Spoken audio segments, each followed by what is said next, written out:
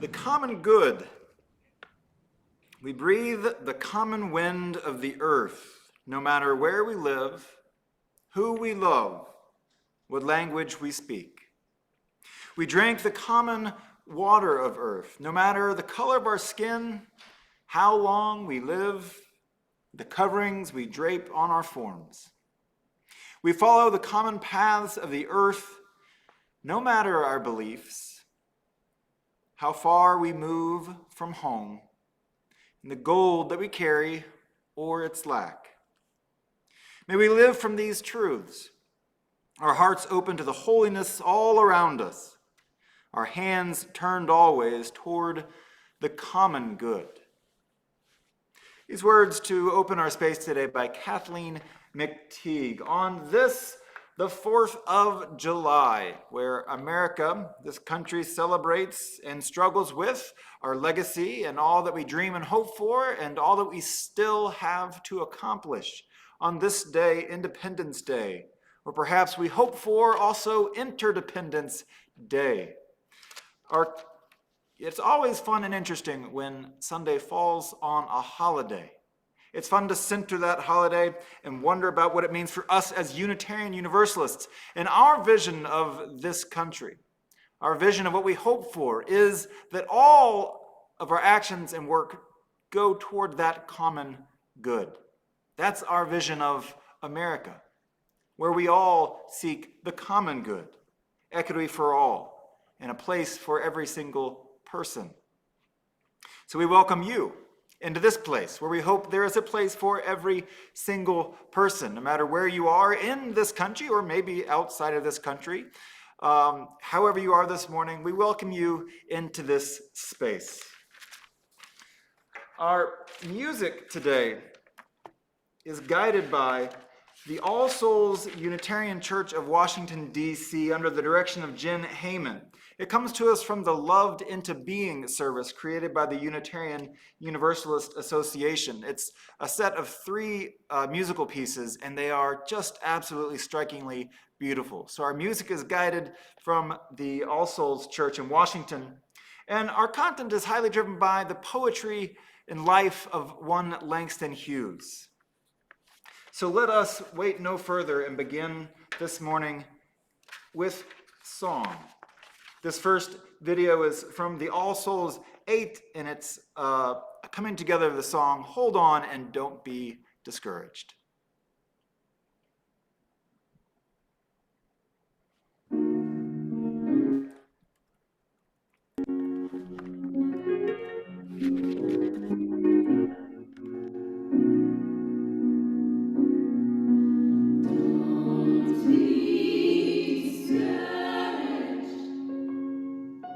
Don't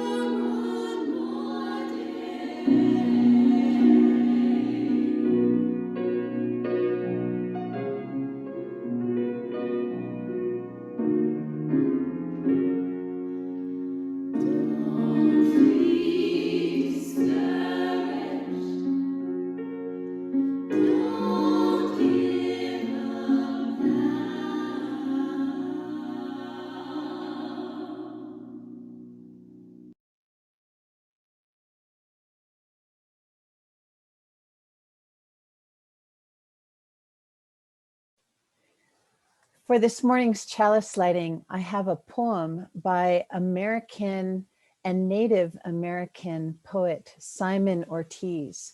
He's a member of the Acomo Pueblo tribe.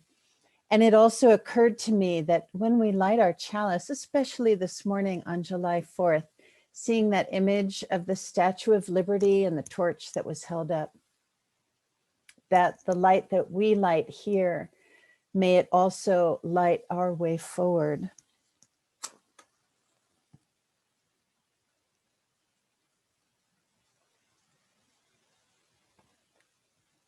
That dream shall have a name after all, and it will not be vengeful, but wealthy with love and compassion and knowledge. And it will rise in this heart, which is our America.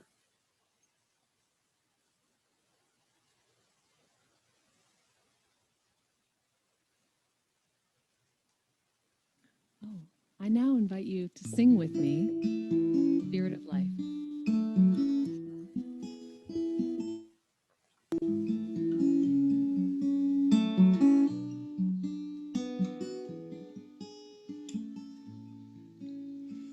Spirit of light, come unto me. Sing in my heart all the stirrings of compassion. Blow in the wind, rise in the sea, move in the air, giving life the shape of justice. Roots hold me close, wings set me free. Spirit of life, come to me, come to me.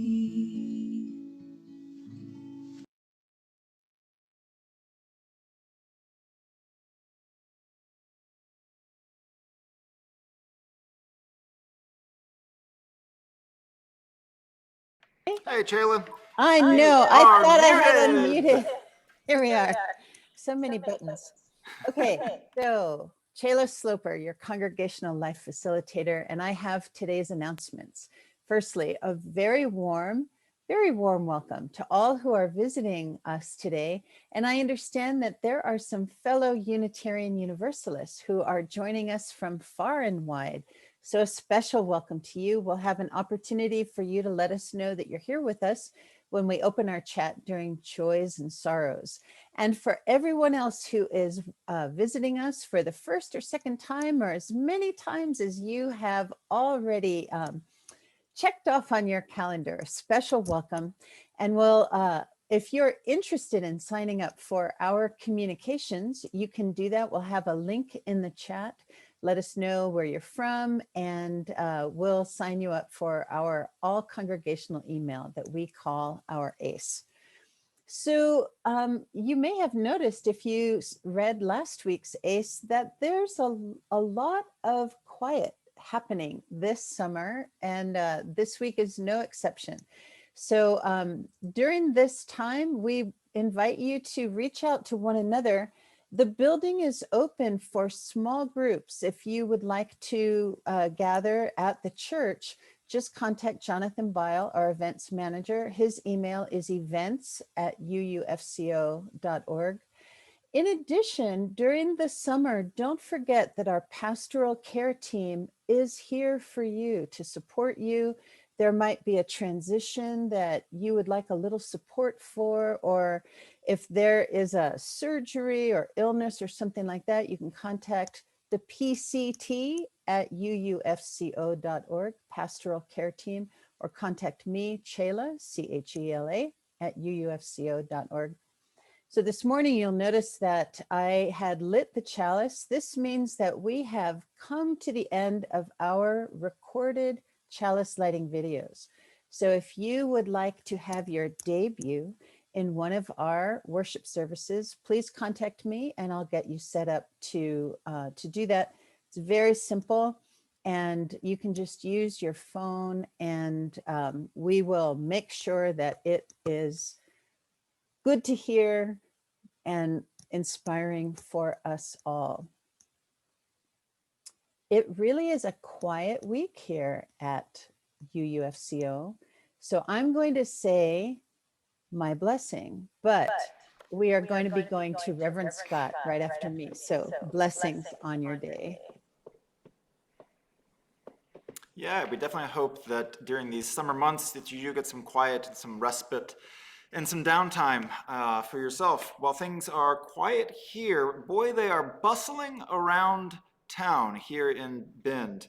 What a difference a week makes after Governor Brown's announcement this past week.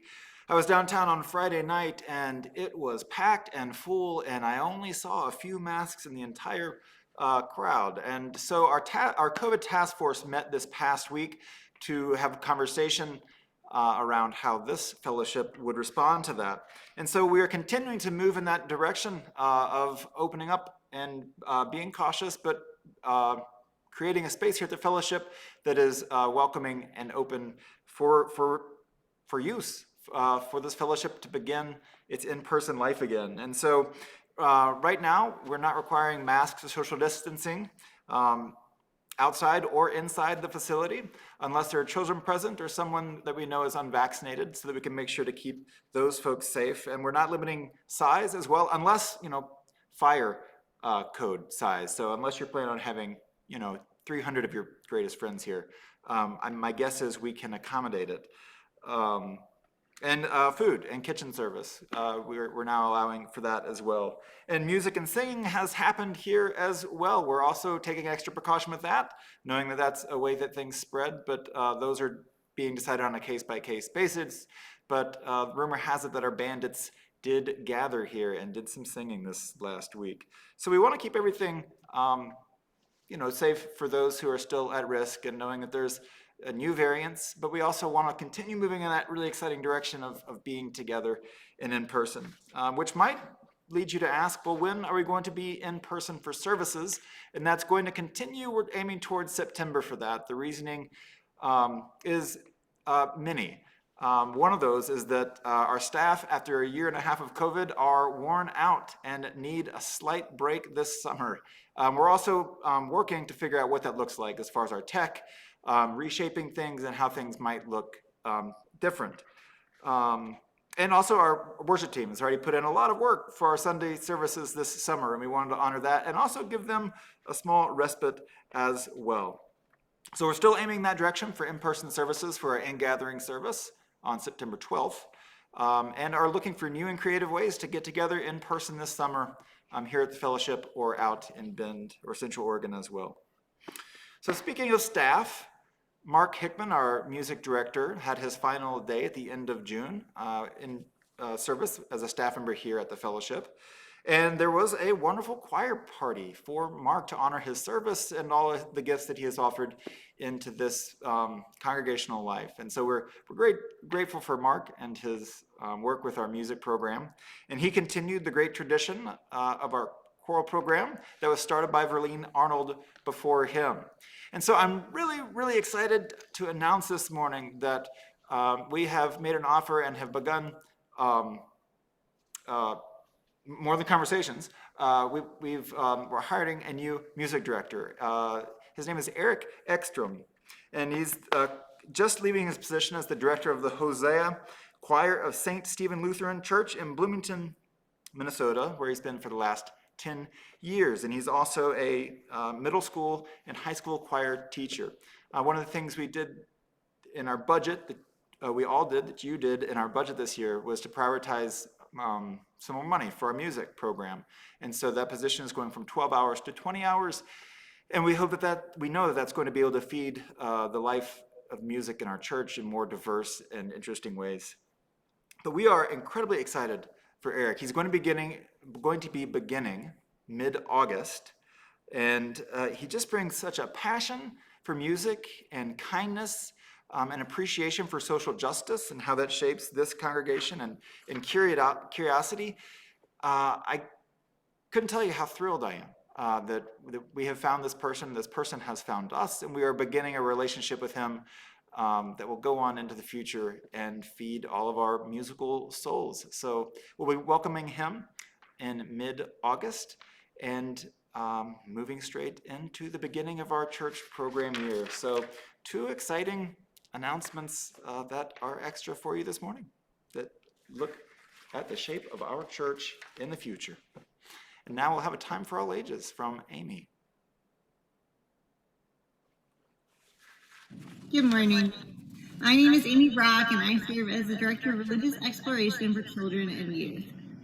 Today's story is a reflection from my colleague, Sarah Lewis, who serves as the Director of Community and Faith Development in Olympia, Washington. Sarah writes, "When I was a child, I learned this story about the 4th of July. I learned that it was called Independence Day because on this day, the Declaration of Independence was read. Independence means that we belong to ourselves. The Declaration of Independence was a letter that the people in America wrote explaining why they wanted to be free from the rule of England. And it laid out their arguments for why they should be free. A man named Thomas Jefferson wrote the Declaration of Independence. He said, "We hold these truths to be self-evident, that all men are created equal, and that they are endowed by their Creator with certain unalienable rights, and that among these are life, liberty, and the pursuit of happiness." These words inspired so many people, both when they were written and today.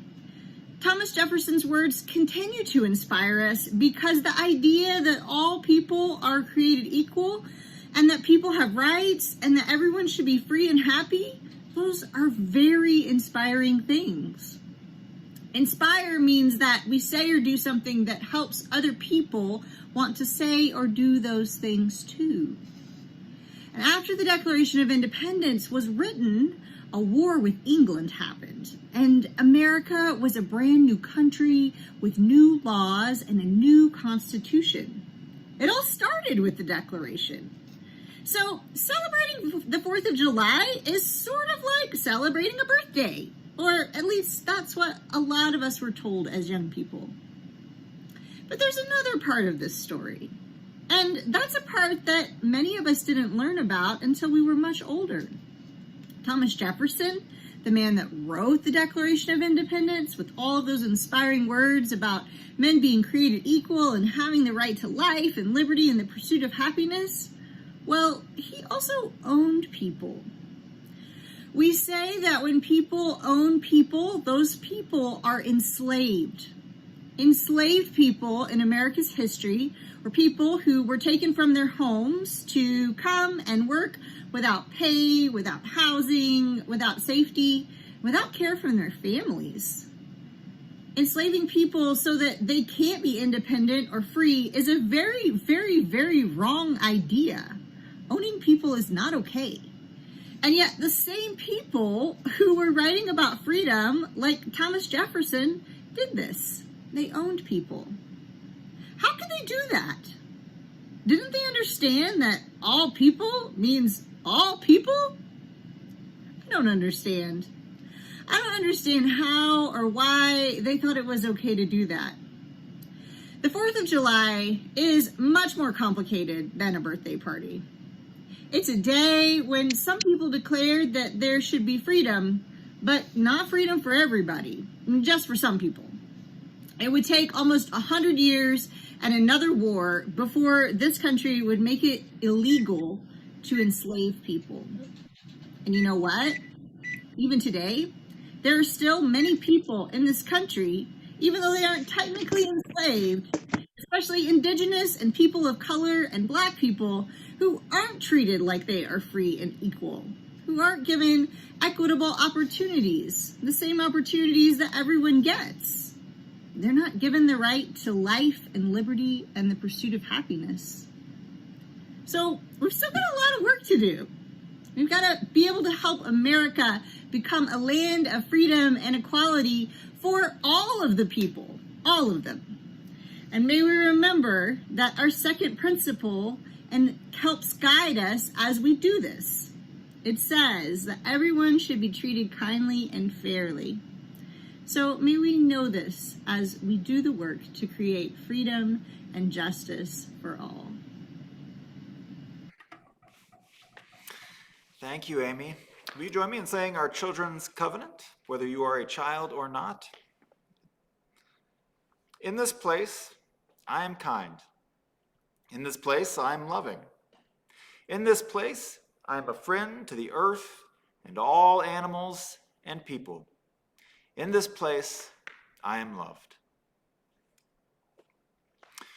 It's interesting to me, each week when we say the Children's Covenant, we use the word place, and we know now that in this place doesn't necessarily mean here in our fellowship building, but perhaps maybe it's more of a place in our heart that we hold for one another. In this place, we are loved. One of the ways we show that love is by sharing our lives with one another and witnessing that sharing as well as a community.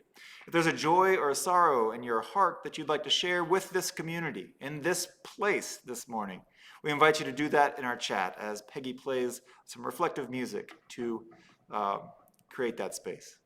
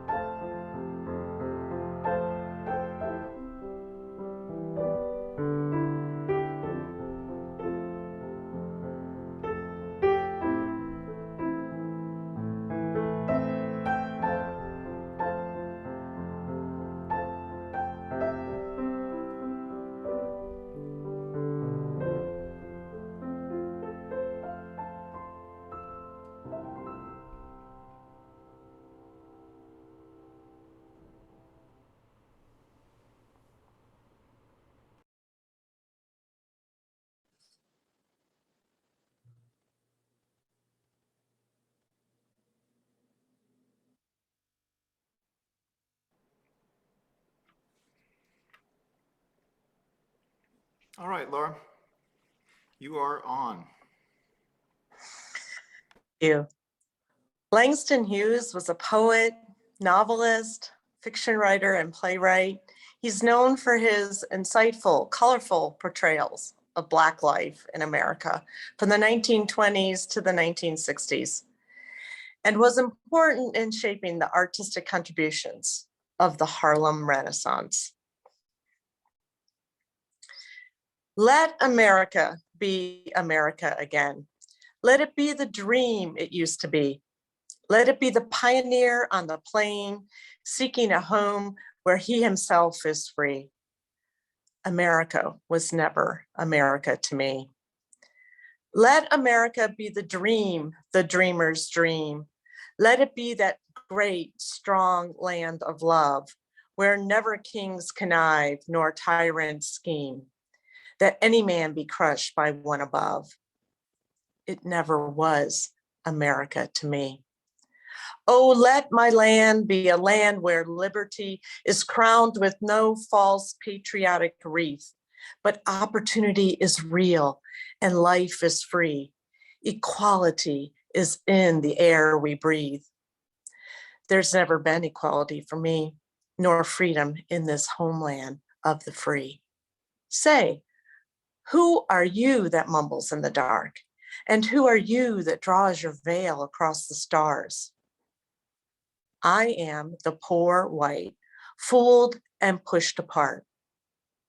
I am the Negro bearing slavery's scars. I am the red man driven from the land.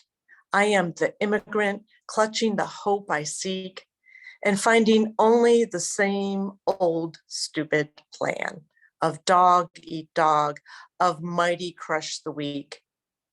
I am the young man full of strength and hope, tangled in that ancient endless chain of profit, power, gain, of grab the land, of grab the gold, of grab the ways of satisfying need, of work the men, of take the pay, of owning everything for one's own greed. I am farmer, bondsman to the soil. I am the worker sold to the machine. I am the Negro, servant to you all. I am the people, humble, hungry, mean, hungry yet today, despite the dream, beaten yet today. Oh, pioneers, I am the man who never got ahead, the poorest worker, bartered through the years.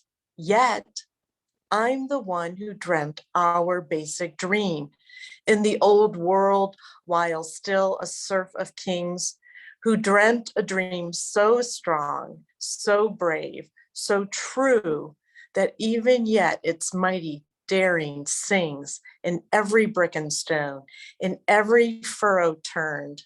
That's made America the land it has become.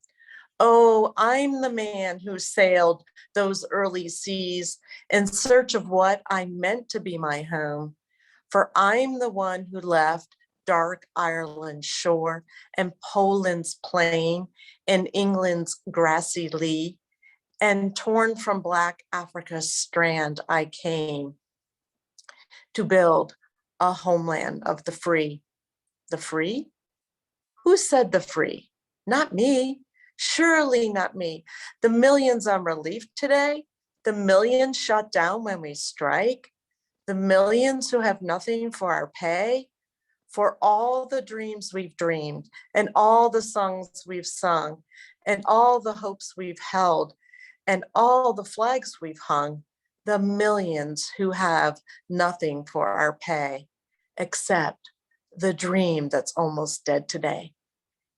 Oh, let America be America again, that land that never has been yet, and yet must be, the land where every man is free, the land that's mine, the poor man's, Indians, Negroes, me, who made America, whose sweat and blood, whose faith and pain, whose hand at the foundry, whose plow in the rain, must bring back our mighty dream again. Sure, call me any ugly name you choose. The steel of freedom does not stain. For those who live like leeches on the people's lives, we must take back our land again, America. Oh yes, I say it plain. America never was America to me.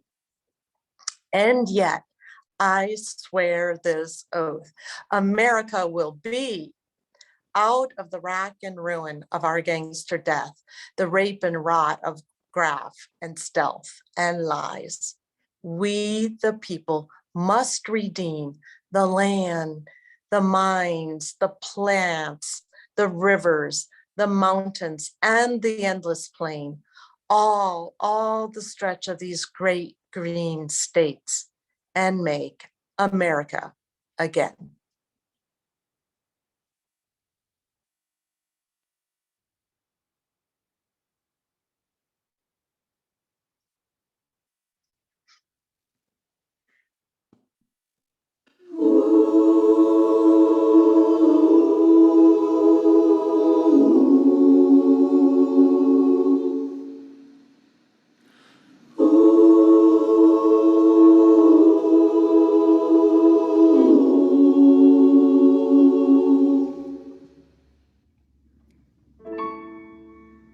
Then a rainstorm came over me,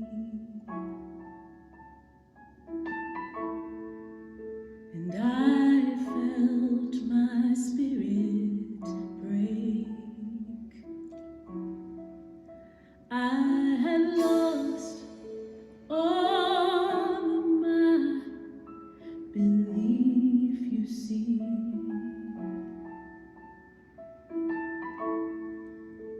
I realized my mistake, but time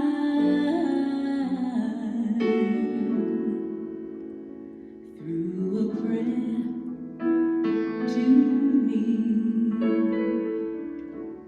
and all around me became still. I need love, love's divine. Please forgive me now. I see that I've been blind. Give me love. Love is what I need to help me know my name. In the rain, storm came sanctuary. And I felt my spirit fly. I have found all of my reality.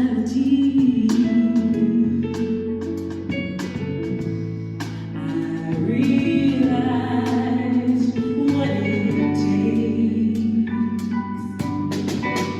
Give me love. Love divine, please forgive me now. I see that I've been blind. Give me love. Love is what I need to help me know my name. Oh, I don't beg, don't pray. Show me how to live and promise me you won't stay. Love will help me know my name.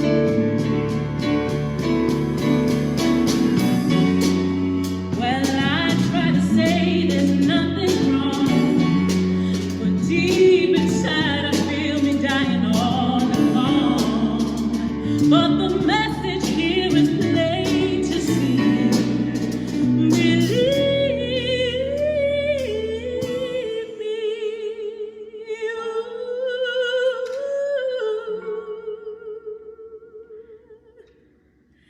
give me love, love divine. Please forgive me now. I see that I've been blind. I need love. Love is what I need to help me know my name. Oh, I don't bend, don't break.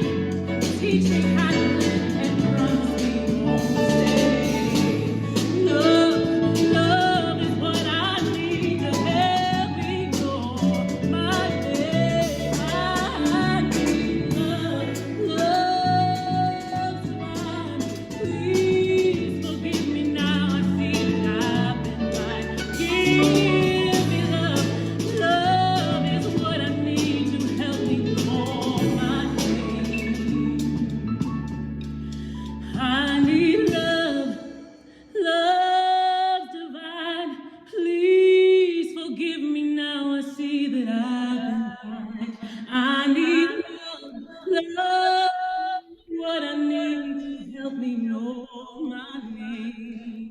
Oh, oh, give me love, love divine.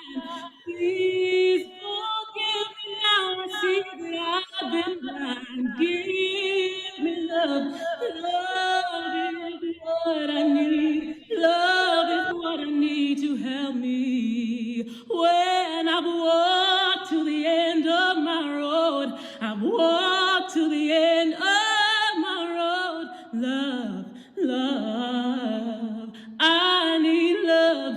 Love is what I need to help me know my name. And if you just love me, love will help me know my name.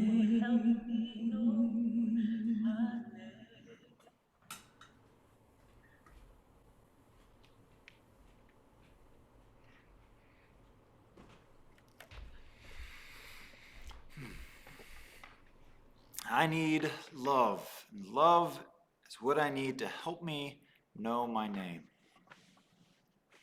If we understand our name to be America, then we need love. And love is what we need to help us know our name, know what that means to be America. The concept and idea and dream of America is a crowded one. It means many things to many different people and many different experiences over time. We often hear of the American dream. America as a country has been tied to people's dreams for as long as it has existed as an idea. People have always wondered about what could happen here and what is possible. I asked people leading up to this service what they thought of when they heard the phrase, the American dream. Many people talked about freedom and opportunity. Oftentimes, there were ideas shared around upward mobility, oftentimes financial success or the possibility thereof. During the 50s and 60s, this idea of financial success looked a little different, but began to take shape as white picket fences and perhaps a middle-class existence of security and stability. It seems with the growing wealth gap in this country, the American dream oftentimes now looks like the accumulation of wealth, the accumulation of things, the accumulation of a very different lifestyle. But this wasn't always the case with this idea of the American dream. The idea was popularized in 1931 by the historian James Truslow Adams, and he was trying to figure out and make sense of the Great Depression. In her essay, A Short History of the American Dream, Sarah Churchwell, who's a professor at the University of London, writes that Adams, this historian, concluded that America had lost its way by prizing material success over all other values. Indeed, it had started to treat money as a value instead of merely a means to produce or measure value. For Adams, this American dream, worshiping material success was not the definition of this dream. It was the failure of the American dream of a better, richer, and happier life for all citizens of every rank, he said. And Adams did mean richer tied to finances, but spiritually richer. For Adams, he distinguished the American dream from dreams of prosperity and wealth. It was, he declared, not a dream of motor cars and high wages merely, but a dream of social order in which each man and each woman shall be able to attain to the fullest stature of which they are innately capable, and be recognized by others for what they are, regardless of the fortuitous circumstances of birth or position. And that sounds like the American dream that I long for, the one that we are still dreaming and recasting over and over. As we heard, "Let America be America," Langston Hughes had never experienced this dreamed of America. And yet he continues to dream defiantly and have hope to make America what it is yet to be and yet must be. a future still not yet had, but still quite possible in his ever so optimistic mind. Langston Hughes was born in Joplin, Missouri in 1902. His mother and he lived all over the place until they landed in Cleveland. His father had deserted the family in large part because of racial discrimination that left a wound and a mark upon him. Langston Hughes left Cleveland against his mother's wishes and went to New York City, to Harlem. The Harlem Renaissance was an explosion of the arts among Black Americans, and it was beginning, and Hughes was fed by it and then fed into it. He listened to the rhythms and the moods of jazz and blues. And throughout his career, Hughes used this craft of poetry to explore politics and look at injustice in the world. He speaks with the voice for the powerless and the oppressed people who easily outnumber the wealthy and the ruling elites. And he wrote with such compassion and with such love. In his poem Litany, he invites us to gather up in the arms of your pity the sick, the depraved, the desperate, the tired, all the scum of our weary city. Gather up in the arms of your pity. Gather up in the arms of your love, those who expect no love from above. Hughes believed that there is a social and economic exploitation happening in this country. The exploitation of darker-skinned people by lighter-skinned people. And this racism feeds all kinds of other forms of oppression around classism and politics, and the marginalization of women and sexual minorities, and the general attitude of intolerance and social blindness upon the plight of the oppressed. He saw how economic greed can harden our hearts. His poetry often used humor to accomplish this as a social critique. In Madam and Her Madam, he wrote, "I work for a woman.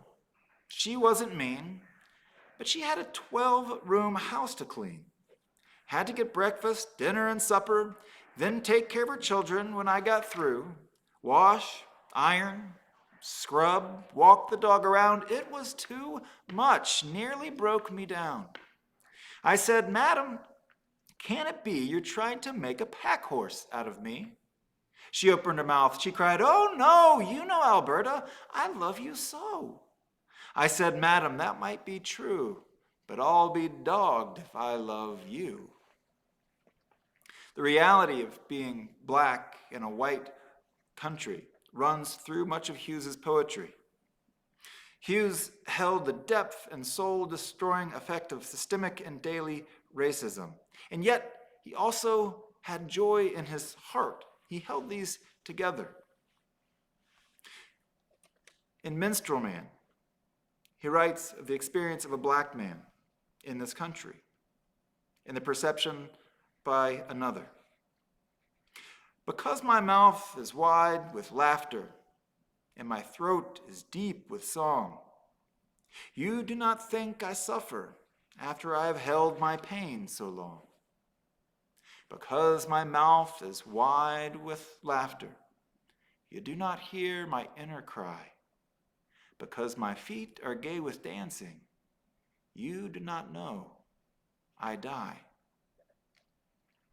Hughes was a dreamer and an optimist, but even so, the weight of the realities of the world also stood in contrast to his better dreams for America.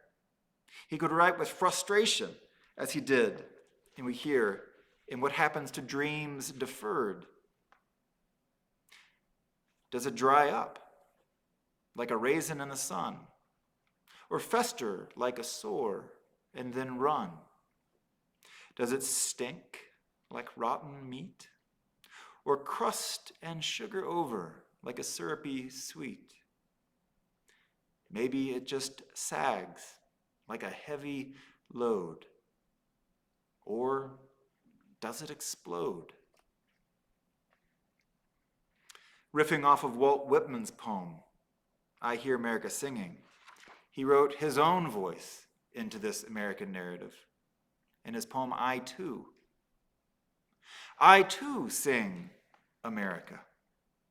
I am the darker brother, the darker sister. They send me to eat in the kitchen when company comes, but I laugh and eat well and grow strong. Tomorrow, I'll be at the table when company comes. Nobody'll dare say to me, eat in the kitchen then. Besides, they'll see how beautiful I am and be ashamed. I too sing America. Because Langston Hughes could dream and hope and stay tied to the ideas of possibility, in spite of its inequities and injustices and pains, he cherished life in this country. Dr. Martin Luther King Jr. said that it's too easy to hate, and that he chose to love because hate is too powerful. Indeed, when Martin Luther King stood on the steps of the Lincoln Memorial and gave that famous speech, I have a dream, he said, I still have a dream, and it's a dream deeply rooted in the American dream. I have a dream that one day this nation will rise up and live out the true meaning of its creed. We hold these truths to be self-evident, that all men are created equal. I believe the same spirit guided Langston Hughes and gave him the strength to love and struggle against and with this country, its difficult realities, and its possibility. He struggled against those things that don't affirm life, that don't bring life forth: racism and classism and homophobia, economic exploitation and closed-mindedness and hard-heartedness and poverty and despair. But Langston Hughes didn't despair, especially in his later years. He didn't harden as many do. He held up the promise of our as yet realized democratic ideals as one of our greatest hopes and assets, if we do it well and do it right and continue to grow. He wrote in his poem, Democracy, democracy will not come today, this year, nor ever through compromise and fear. I have as much right as other fellows to stand on my own 2 feet and own the land. I tire so of hearing people say, let things take their course. Tomorrow is another day. I do not need my freedom when I'm dead. I cannot live on tomorrow's bread. Freedom is a strong seed planted in a great need. I live here too, and I want freedom just as you.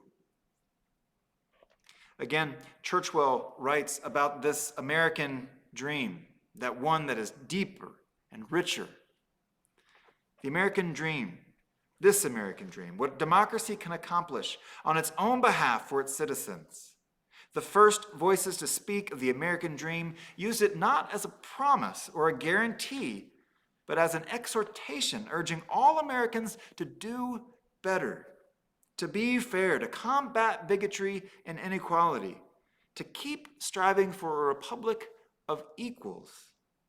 That is the American dream we need to revive, the dream of social order defined by the American creed, a belief in the United States and America as a government whose just powers are derived by the consent of the governed, a democracy in a republic.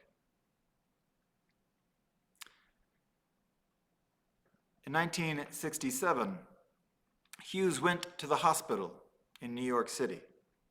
He was admitted under the name Hughes because he wanted to remain anonymous. He didn't like hospitals, and despite his love of life and people, he was at heart a private person. Because they didn't know who he was, he didn't receive the care that he needed. They saw him as just another impoverished black man. Until an orderly, after 4 or 5 days, recognized who he was After this, the hospital began to lavish on him the kind of serious care that he needed. But by then it was too late. His kidneys were infected, and he died on May 22nd, 1967. He had left instructions that he wanted no mourning or showy grief at his funeral. He had arranged for a jazz band to play for his friends and family, to have a party in his memory. The poem, I Dream a World, was read at his memorial. And we end with that today. And we do understand that love is what we need if we are to know our name, if we are to understand what it means to be America.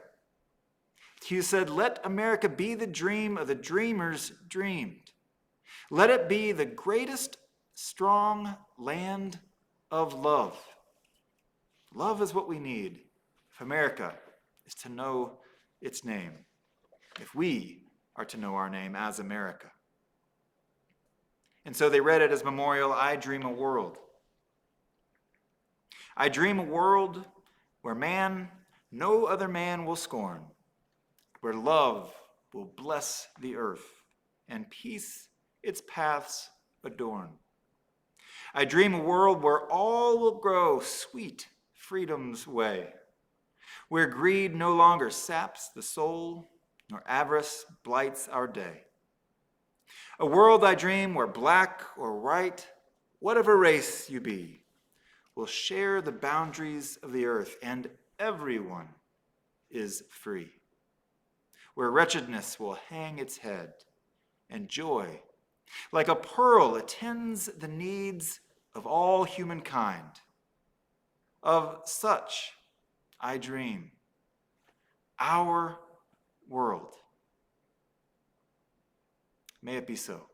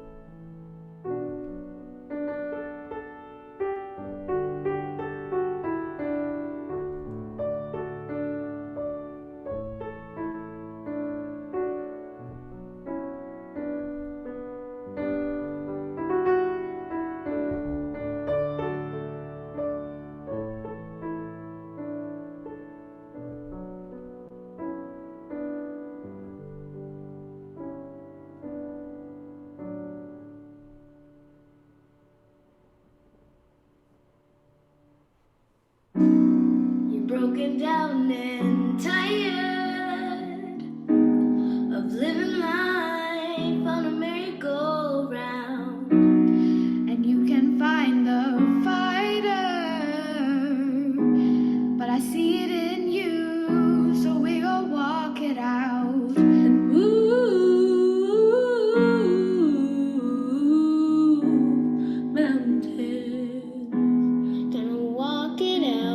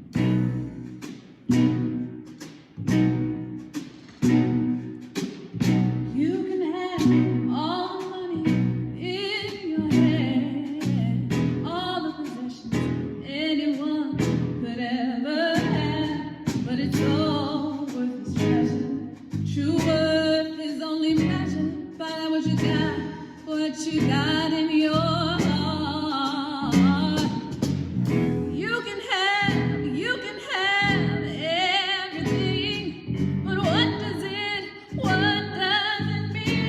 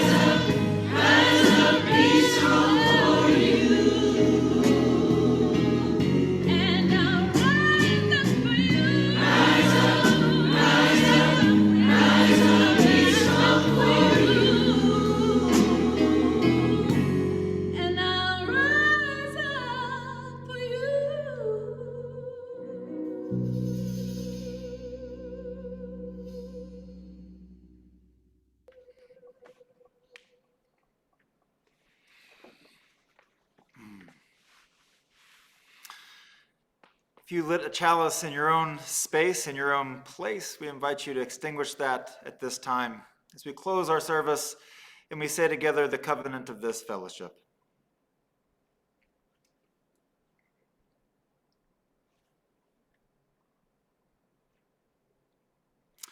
Love is the spirit of this fellowship, and service is its law.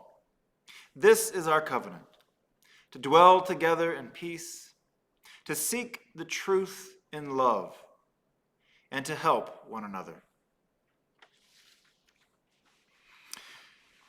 We invite you to stay after our service for our virtual coffee hour, where we break out into breakout rooms in groups of 5 or 6. And we oftentimes explore a question. And so today's question is, what does the 4th of July and the American dream mean to you? And so we'll be doing that just after Peggy's postlude. And during Peggy's postlude, if you would like to support the work of this fellowship and our dreams, we invite you to do that by offering a gift into the congregation with your resources. And there's information on how to do that, either through our website or text to give, or you can mail in a good old-fashioned check if that works for you as well. And we are always grateful for the support of the people of this congregation. Well, to send you into this day, whatever this day holds for you, whatever this country means for you and your heart, and whatever your dreams for it might be, we want to hold close and fast to those dreams of a better day, a better possibility, a better America. And we close with these words from Langston Hughes, his poem, Dream Keeper. Hold fast to dreams, for if dreams die, life is like a broken-winged bird that cannot fly. Go into this day with peace and love. Go with this community in your hearts until we see each other again.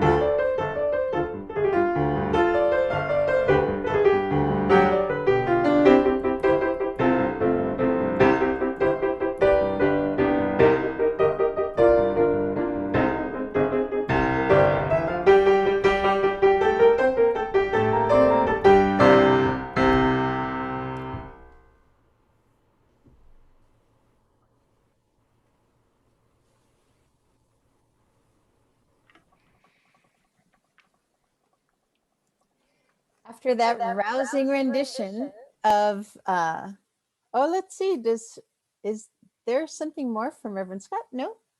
Looks like me? Yes, after that rousing rendition, we're all going to be doing our tap dancing and chorus line too. America, thank you, Peggy. That was really delightful. So yes, I'm here as the traffic monitor.